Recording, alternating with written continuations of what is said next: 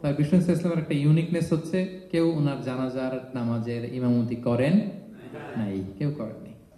উনি ওনার কবরে এখনো জীবিত অবস্থায় আছেন, হায়াতুন নবী। তবে আমরা এখন যেরকম জীবিত এরকম নয়, বারজাকি জগতের জীবিত।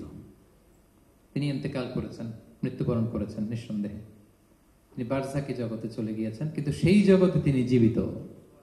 আমরা যখন নবী সাল্লাল্লাহু আলাইহি ওয়াসাল্লামকে সালাম দেই, দুরূদ পাঠ করি, বিষ্ণু সাল্লাল্লাহু আলাইহি ওয়াসাল্লাম কবর থেকে ওই সালামের উত্তর দেন। আল্লাহ তাআলা ওনার রূহটাকে ফিরিয়ে দেন, উত্তর দেন। সাহাবারা বললেন, ইয়া রাসূলুল্লাহ, কিভাবে আপনি উত্তর দেন? আপনার দেহ মাটি খেয়ে ফেলবে না? রাসূল সাল্লাল্লাহু আলাইহি ওয়াসাল্লাম বললেন, ইন্নাল্লাহ তাবারাকা ওয়া তাআলা হারামা আলাল আরদি আজসাতাল আম্বিয়া। আল্লাহ তাআলা নবীদের দেহকে নষ্ট করা মাটির জন্য হারাম করে দিয়েছেন। কোন মাটি কোন নবীর দেহকে টাচ করতে পারে না, নষ্ট করতে পারে না। নবীরা কবরে জীবিত, সেখানে সালাত আদায় করে, তাদেরকে স্পেশাল রিজিক দেওয়া হয়। এটাকেই বলা হয় হায়াতুন নবী, তিনি বারজাকি জগতে জীবিত। আচ্ছা, এবার কিয়ামতে বিষ্ণু সাল্লাল্লাহু আলাইহি ওয়াসাল্লামের কি ফিচার থাকবে একটু কিয়ামতেরটা শুনে শেষ করি। বিষ্ণু সাল্লাল্লাহু আলাইহি ওয়াসাল্লাম বলেন, আনা আউয়ালু মান ইয়ানশাক্কু আনহুল কবর। কিয়ামতের দিন ময়দানে মাহশারে, হাশরের ময়দানে সর্বপ্রথম আমি কবর ফুঁড়ে উপরে উঠে দাঁড়াবো। কে উঠে দাঁড়াবে? বিষ্ণু সাল্লাল্লাহু আলাইহি ওয়াসাল্লাম সর্বপ্রথম কবর ফুঁড়ে উনি উঠে দাঁড়াবেন। এবং হাশরের ময়দানে উনি কোথায় দাঁড়াবেন? ওনার জন্য একটা স্পেশাল জায়গা থাকবে, জায়গাটার নাম হচ্ছে মাকামে মাহমুদ। জায়গাটার নাম কি? মাকামে মাহমুদ। ওইখানে বিষ্ণু সাল্লাল্লাহু আলাইহি ওয়াসাল্লাম মাকামে মাহমুদে দাঁড়াবেন। আল্লাহ তাআলা বলেন, ওয়ামিনাল লাইলি ফাতাহাজ্জাদ বিহি নাফিলাতাল লাক আসা আই ইয়াবআসাকা রাব্বুকা মাকামান মাহমুদা। ওখানে বিষ্ণু সাল্লাল্লাহু আলাইহি ওয়াসাল্লাম দাঁড়াবেন। এবং বিষ্ণু সাল্লাল্লাহু আলাইহি ওয়াসাল্লাম বলেন, আযান শোনার পরে কেউ যদি এই দোয়াটা পড়ে, আল্লাহুম্মা রাব্বা হাযিহি দাওয়াতিত তাম্মা ওয়াস সালাতিল কাইমা আতি মুহাম্মাদানিল ওয়াসিলাতা ওয়াল ফাদিলা ওয়া বা'আথহু মাকামান মাহমুদা আল্লাযী ওয়া'আদতা।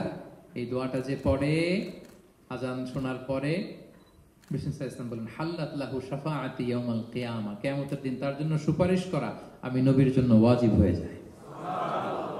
পড়েন এই দোয়া পড়েন, নাকি দরকার নাই বিষ্ণু সাল্লাল্লাহু আলাইহি ওয়াসাল্লামের শাফাআতে? হ্যাঁ, দরকার আছে। মাকামে মাহমুদে তিনি সিজদায় লুটিয়ে থাকবেন এবং সেদিন তিনি সুপারিশ করবেন, সাহিবুশ শাফাআ, তিনি সুপারিশ করবেন। অন্য কোন নবী সুপারিশের সাহস করবে, স্পর্ধাও দেখাবে না। আদম আলাইহিস সালাম, নূহ আলাইহিস সালাম, ইব্রাহিম আলাইহিস সালাম সবাই একজন আরেকজনকে রেফার করে, বলে আমি পারবো না, উনি বলতে বলতে বিষ্ণু সাল্লাল্লাহু আলাইহি ওয়াসাল্লামের কাছে যাবে। মানুষগুলো হয়রান হয়ে যাবে, ক্লান্ত, শ্রান্ত, ঘর্মাক্ত, পিপাসার্ত মানুষগুলো।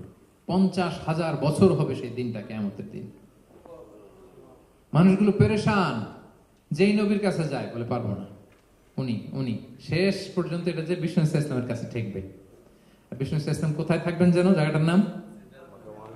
জায়গাটার নাম মাকামে মাহমুদে সিজদা অবস্থায় থাকবেন। সব নবীরা বলবে নাফসি নাফসি, আল্লাহ তুমি আমারে বাঁচাও, আল্লাহ আমারে বাঁচাও, আল্লাহ আমারে বাঁচাও। কিন্তু বিষ্ণু সাল্লাল্লাহু আলাইহি ওয়াসাল্লাম সেই মাকামে মাহমুদের সিজদায় লুটিয়ে কাঁদতে থাকবেন আর বলবেন, উম্মতি উম্মতি উম্মতি, হে আল্লাহ আমার গুনাহগার উম্মতকে বাঁচাও, আল্লাহ আমার গুনাহগার উম্মতকে তুমি বাঁচাও। কাঁদতে থাকবেন বিষ্ণু সাল্লাল্লাহু আলাইহি ওয়াসাল্লাম ওই জায়গায়। তখন আল্লাহ তাআলা বলবেন, ইয়া মুহাম্মদ ইরফা রাসাক, হে মুহাম্মদ মাথা তুলো। শুরু করবেন, স্টার্টিং। তো বিষ্ণু সাল্লাল্লাহু আলাইহি ওয়াসাল্লামের সুপারিশ আমরা চাই কি চাই না বলেন? আল্লাহ তাআলা আমাদেরকে বিষ্ণু সাল্লাল্লাহু আলাইহি ওয়াসাল্লামের সুপারিশ লাভে ধন্য করুক, আমরা পড়ি আমিন। বিষ্ণু সাল্লাল্লাহু আলাইহি ওয়াসাল্লাম স্টার্ট করবেন সুপারিশ করা এবং হাউজে কাউসারের পানি বিতরণ শুরু করবেন। হাউজে কাউসারের নাম শুনেছেন?